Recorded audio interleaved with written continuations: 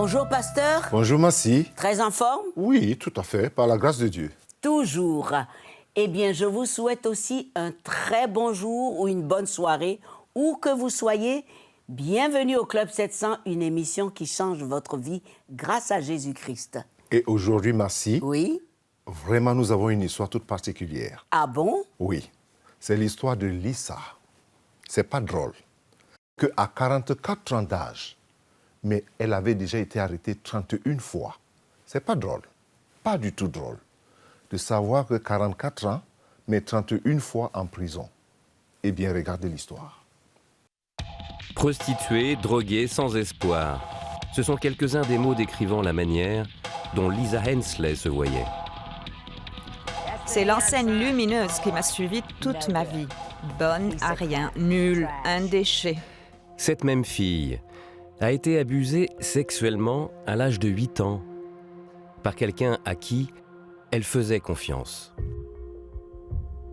Je me souviens être en train de prendre mon bain après que cela se soit produit et ne pas pouvoir assez frotter mon corps. C'était trop. Quelque chose ne va pas chez moi. Maintenant, je suis sale. Ayant peur d'en parler à quiconque, elle a subi ces abus pendant 5 ans, croyant que, d'une certaine façon, c'était de sa faute. Je me sentais coupable. Ça doit être de ma faute. Dès le début de son adolescence, Lisa avait appris comment éviter son agresseur. Elle a également découvert que les drogues, l'alcool et le sexe masquaient la honte et la culpabilité. Cependant, tout s'est empiré quand elle s'est retrouvée enceinte et a avorté à l'âge de 15 ans. C'est alors que les voix ont vraiment commencé. Tu ne vaux rien. Tu es une grosse nulle. Regarde ce que tu as fait. Quand elle est à nouveau tombée enceinte à 17 ans, elle a gardé le bébé et l'a nommé Joshua. J'avais besoin que quelqu'un m'aime. Je pensais pouvoir y arriver. Cela allait être juste lui et moi, et il allait m'aimer. Après l'école secondaire, Lisa a quitté la maison et a trouvé un travail. Elle faisait de son mieux pour élever son fils, mais laissait souvent Joshua chez sa mère pour pouvoir se défoncer et faire la fête. Un jour, alors qu'elle était sortie pour trouver de la drogue, Lisa a réalisé que son fils de 5 ans, endormi sur le siège arrière, méritait mieux. Je me suis retournée pour le regarder, il était profondément endormi. Puis j'ai regardé devant moi, vers l'endroit où j'étais, j'ai pensé, qu'est-ce que je fabrique? Qu'est-ce que je fabrique? Elle a conduit jusque chez sa mère et a avoué son addiction à la drogue. Ce soir-là, je le lui ai confié et je suis remontée dans ma voiture. Et même si une partie de moi a espéré que ce ne serait que pour un moment, une autre partie de moi savait que je l'avais laissé pour de bon. Cela a propulsé Lisa sur une pente descendante marquée par la prostitution, une situation de sans-abri et la drogue. Je me souviens d'avoir pensé que je n'étais bonne qu'à être droguée et que tout le monde s'en fichait. Pourquoi pas, puisque moi aussi je m'en fichais. Mais Lisa a vu des lueurs d'espoir au travers d'une chrétienne qu'elle a rencontrée durant l'un de ses nombreux passages en prison. Elle s'est mise à me partager l'amour de Dieu, nous sommes devenus amis, et chaque fois qu'elle visitait cette prison quand j'y étais, elle venait me trouver. Elle ne me jugeait pas. Elle me disait plutôt « Que s'est-il passé cette fois? Dieu t'aime toujours. » S'accrochant encore à cet espoir, elle a quitté la prostitution, mais ne pouvait se passer de la drogue. Je vivais pour me défoncer, je me défonçais pour vivre. Je ne voulais pas redevenir sobre parce que cela impliquait faire face au monstre que j'étais. Je n'avais rien. Ma vie, c'était la drogue. Je n'allais pas bien. En 2006, Lisa travaillait dans une épicerie quand une femme a insisté pour lui parler. Elle disait « Dieu ne m'a pas laissé tranquille jusqu'à ce que je revienne ici vous parler. Est-ce que vous allez bien ?» Je me souviens que j'ai pensé que c'était le plus gros soulagement. Je sais juste que je lui ai répondu « Madame, cela fait vraiment très longtemps que je ne vais pas bien. » La femme l'a encouragé et l'a invité à un programme de rétablissement de toxicomanes appelé The Potter's House, situé à Jackson, en Géorgie. Quelques jours plus tard, Lisa s'y est présentée et a parlé avec la fondatrice, mademoiselle Sherry. C'est alors que Lisa a réalisé que Dieu était son seul espoir. Je me suis étalée au milieu de la pièce et je me suis mise à pleurer comme un bébé. Et mademoiselle Sherry était à genoux à côté de moi et j'ai demandé à Dieu, « S'il te plaît, pardonne mes péchés. S'il te plaît, viens dans ma vie et fais quelque chose de moi. » Se débattant toujours avec la culpabilité provenant des abus sexuels, Lisa s'est agenouillée pour prier. J'ai dit, « Dieu, je ne peux pas avoir une relation avec toi. Je ne peux pas. » Et j'ai entendu dans mon esprit, « Cherche le mot intimité. » J'ai ouvert le dictionnaire et il y est écrit « relation personnelle ». Connaître une personne mieux qu'elle ne se connaît elle-même. Et j'ai pensé, « Waouh, la culpabilité a été ôtée. J'étais une enfant, la culpabilité a été ôtée. Beaucoup de choses ont été ôtées. Et ce soir-là, c'était énorme, vraiment énorme. Lisa a également été libérée d'années d'addiction à la drogue. Aujourd'hui, sa relation avec son fils est restaurée et elle est grand-mère. Elle dirige également Kathleen's Promise, apportant l'espoir et l'amour de Christ à des femmes piégées par l'addiction. Je me vois comme un miracle. Je me vois comme une femme qui est une dame, clean. Je suis guérie. Je suis une femme de Dieu. J'aime le Seigneur. Il y a tellement de choses. Il peut vraiment toucher les cœurs. J'ai appelé cela l'amitié de Dieu. Et je me suis posé la question, pourquoi Moïse rappelle-t-il au peuple d'Israël les bienfaits dont il a été l'objet de la part de l'Éternel? Et j'ai trouvé que c'est tout simplement afin de maintenir la sensibilité des cœurs à la bonté de Dieu et de réveiller la confiance, l'obéissance et la soumission aux lois du Très-Haut. En effet, l'obéissance devient chose facile quand le cœur se remplit d'amour et les commandements de Dieu ne sont pas pénibles, comme le déclare la parole de Dieu. Et c'est l'amour qui en permet l'accomplissement facile. Et Dieu a dit, c'est-à-dire le Seigneur Jésus a dit, « Mon joug est doux et mon fardeau est léger. » Surtout pour tous ceux qui répondent à son appel, c'est-à-dire à venir à lui. Et l'apôtre Paul affirme dans Éphésiens 3, 20 de son côté, ceci, que Dieu peut faire par la puissance qui agit en nous indéfiniment au-delà de tout ce que nous demandons ou même pensons. Et il nous invite à connaître l'amour de Christ. Ayons en nous l'amour de Dieu, c'est l'appel que je vous donne. Croyons aussi en sa bonté et à sa fidélité. Demeurons sous son alliance, vivons, travaillons et combattons dans une totale dépendance du Seigneur. C'est très important. Mais la chose la plus importante ici, c'est ta relation avec Dieu. Et je voudrais t'inviter de me donner juste quelques minutes et de répéter cette prière que je fais répéter presque tout le temps aux gens en disant tout simplement au Seigneur, si tu es assis, reste assis. Si tu veux te mettre à genoux, choisis la position qui te plaît.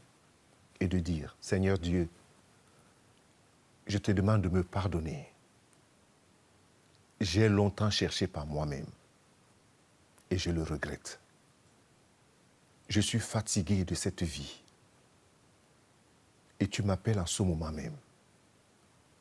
Je t'ouvre la porte de mon cœur, ce cœur que tu connais, car j'ai essayé par moi-même, je n'ai pas pu. Viens dans ma vie, Seigneur Jésus. Viens maintenant changer ce cœur-ci et donne-moi un cœur nouveau. Sois mon sauveur et mon Seigneur personnel. Amen et Amen. Dieu est fidèle, je peux te le rassurer. Et il écoute les prières de ceux qui sont sincères. Et ma prière à toi et à tous ceux qui sont tout autour de toi et dans ta maison, c'est que la paix de Dieu, qui surpasse toute sagesse, soit votre partage.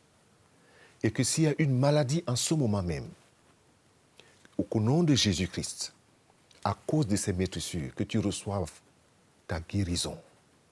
Oui, dis-le, je reçois ma guérison au nom de Jésus. Sois béni. Amen. Amen, pasteur. Merci.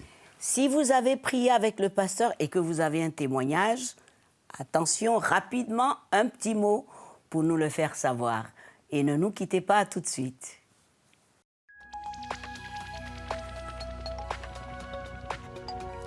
Si vous avez des questions spirituelles, des besoins de prière ou même si vous avez besoin de conseils, n'hésitez pas à nous contacter aujourd'hui à cette adresse ou au numéro suivant. Nos conseillers sont là pour vous aider. N'oubliez pas, nous sommes là pour vous.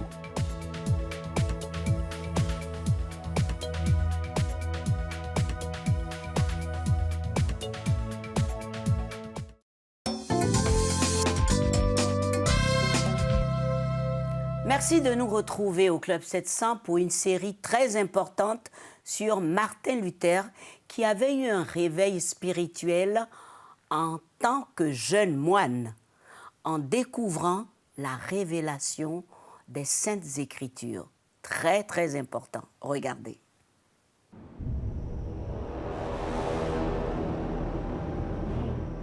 Jan Hus, par l'autorité de l'Empire romain, vous êtes condamné à la mort par le feu pour avoir refusé de vous rétracter de votre hérésie contre le pape et la Sainte Église catholique romaine.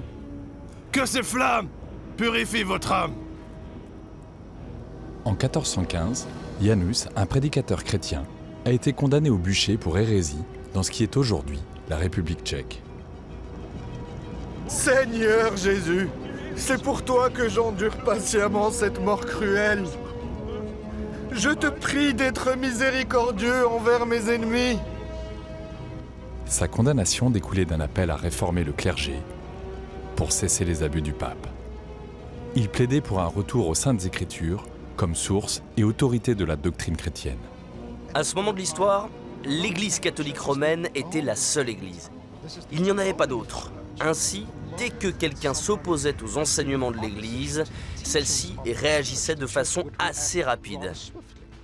Il n'était pas rare non seulement de faire l'objet d'une enquête à grande échelle, d'un procès au tribunal et d'une condamnation publique, mais encore de faire face à l'excommunication et, bien souvent, la sentence était la mort. L'Église est de plus en plus devenue une entité politique et les papes et cardinaux ressemblaient de plus en plus à des dirigeants séculiers, même s'ils avaient des titres ecclésiastiques. Le pape lui-même, en plus d'être le dirigeant spirituel de l'Église catholique, régnait comme prince sur la majorité de l'Italie centrale. Ils avaient donc le pouvoir d'écraser les dissidents. Autrement dit, l'Église n'était pas juste l'humble peuple de Dieu, c'était devenu une institution au pouvoir énorme, y compris celui de vie et de mort ou contrôler des armées. 100 ans après la mort de Janus, les braises de son message de réforme allaient enflammer un jeune moine allemand nommé Martin Luther.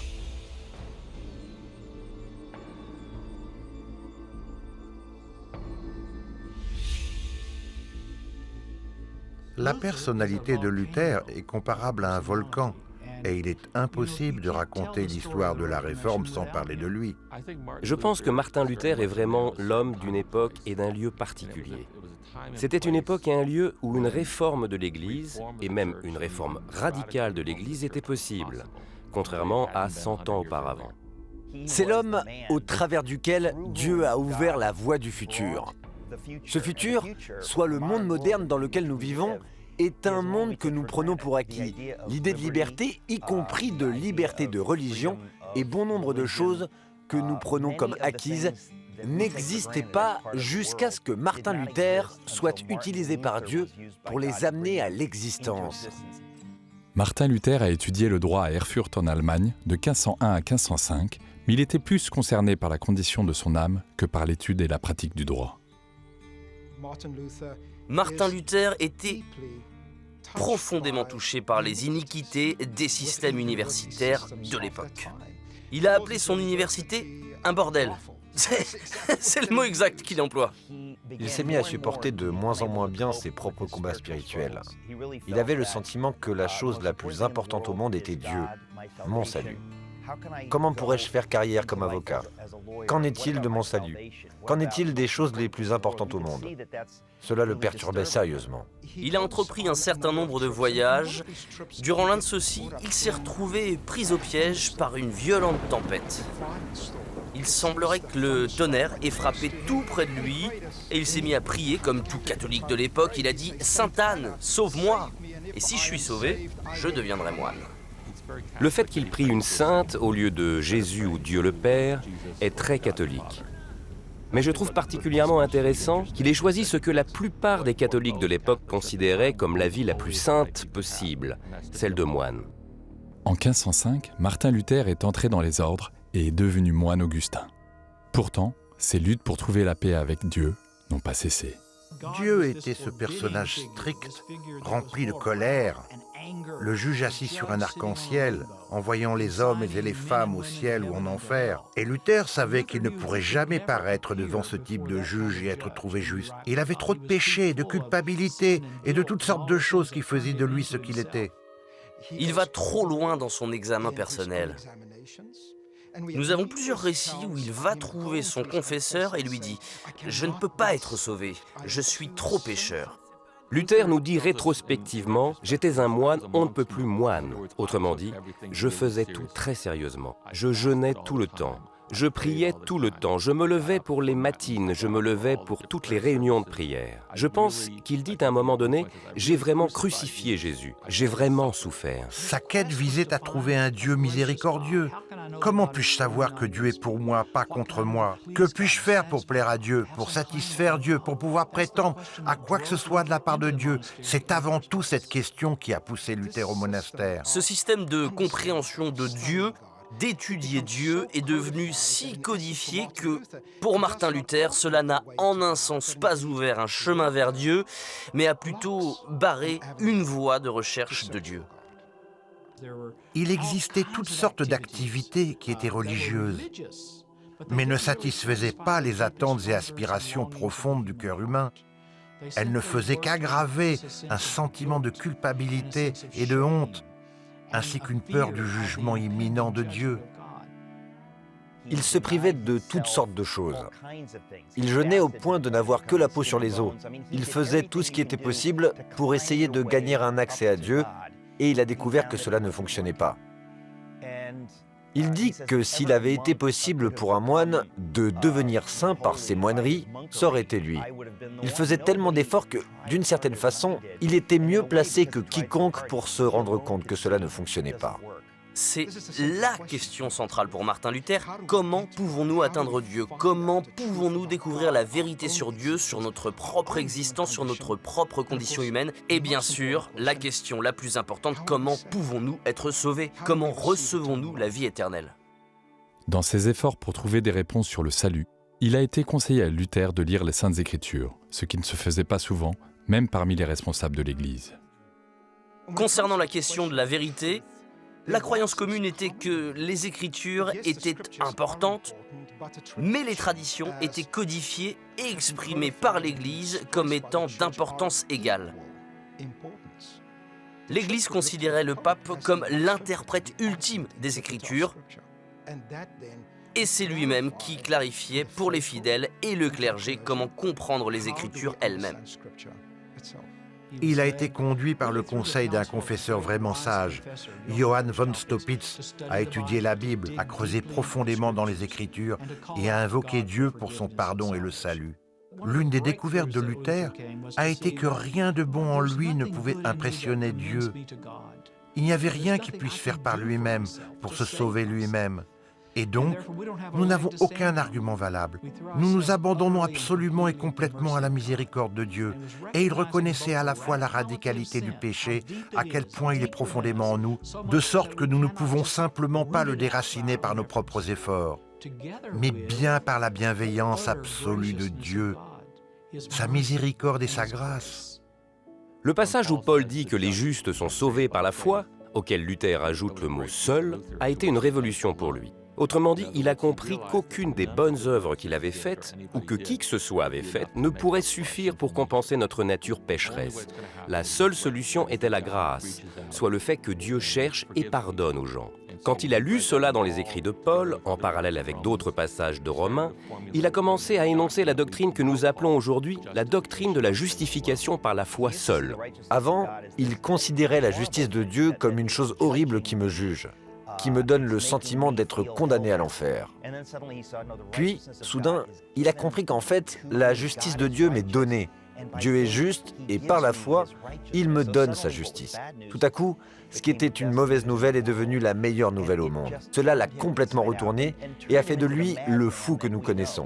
Celui-là même qui a affirmé « Je ferai tout et ne reculerai devant rien pour dire au monde ce que j'ai découvert ». Il orientait donc les gens vers la croix. Regardez la croix. Voyez Jésus-Christ sur la croix. Ne gardez pas les yeux sur vous-même, ni d'ailleurs sur votre pasteur ou votre prêtre. Ne fixez pas les yeux sur l'Église, fixez-les sur Jésus en croix, et vous trouverez en lui le salut et la rédemption. La nouvelle compréhension qu'avait Luther du salut était en contraste frappant avec la tradition catholique de médiation sacerdotale. Une grande partie du message du salut promulgué par l'Église catholique romaine à l'époque de la Réforme était que, bien que le salut soit bel et bien possible par le sacrifice de Christ, l'Église jouait le rôle d'arbitre et de modérateur de ce don. Ainsi, le salut était certainement disponible, mais uniquement au sein de l'Église et par la médiation du ministère sacerdotal. La seule façon de recevoir le pardon était que ce pardon soit octroyé par un prêtre. Alors que Luther connaissait son réveil spirituel en Allemagne, le pape Léon X commençait de lever des fonds pour rénover la basilique Saint-Pierre à Rome grâce à la vente d'indulgences. Tetzel, un gros vendeur d'indulgences, voyageait partout avec cette petite chansonnette en allemand qui disait « Dès que la pièce sonne dans le coffre, l'âme bondit hors du purgatoire. » C'est de l'abus pur et simple. Il ne faut pas oublier qu'en plus d'être un moine et un professeur, Luther était également un pasteur. Il avait un emploi du temps très chargé. Il prêchait chaque semaine à l'église Sainte-Marie de Wittenberg, l'église de la ville. Il s'est senti très inquiet quand un grand nombre de ses paroissiens se sont mis à traverser les comtés pour acheter ces indulgences, là où on les vendait. Vous donnez beaucoup d'argent pour une indulgence et vous achetez le billet de sortie du purgatoire pour votre mère, vos grands-parents, vos amis, votre famille, et vous accumulez du crédit pour vous-même quand vous y serez à votre tour. C'était la manière la plus grossière de vendre ce qui ne peut être vendu parce que c'est absolument gratuit, la grâce de Dieu. Non pas qu'elle n'ait pas de valeur, mais elle est gratuite. C'est contre cela que protestait Luther. Il disait que l'on tondait les brebis. Ils prennent leur argent qu'ils envoient à Rome pour construire Saint-Pierre. Mais ici, nous avons besoin que l'Évangile soit annoncé. Nous avons besoin d'une nouvelle vie spirituelle dans cette Église. Il est devenu profondément contrarié par la vente des indulgences et donc il a recensé des zones de désaccord qu'il percevait entre ce que l'Église proclamait et ce qu'il découvrait dans les Écritures. L'argent est source de cupidité. Seul Dieu sauve les âmes. C'est un blasphème que la parole de Dieu soit moins prêchée que les indulgences. Les trésors principaux de l'Église devraient être l'Évangile et la grâce de Dieu. Le pape devrait reconstruire Saint-Pierre avec son propre argent. Luther a mis sur le papier 95 points de désaccord avec l'enseignement de l'Église catholique sur les indulgences et les a cloués sur la porte de l'église du château de Wittenberg.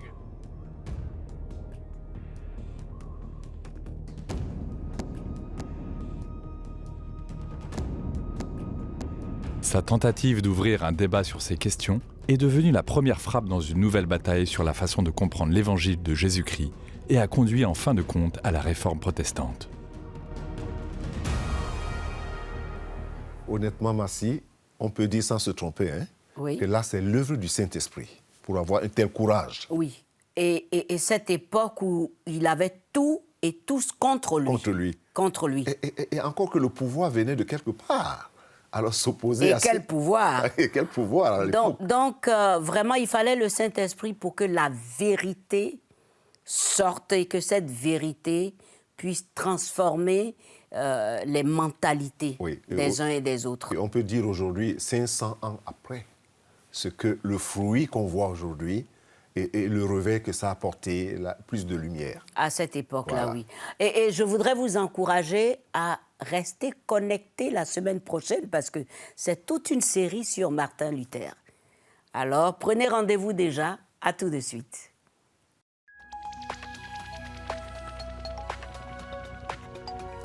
Si vous avez des questions spirituelles, des besoins de prière ou même si vous avez besoin de conseils, n'hésitez pas à nous contacter aujourd'hui à cette adresse ou au numéro suivant. Nos conseillers sont là pour vous aider. N'oubliez pas, nous sommes là pour vous.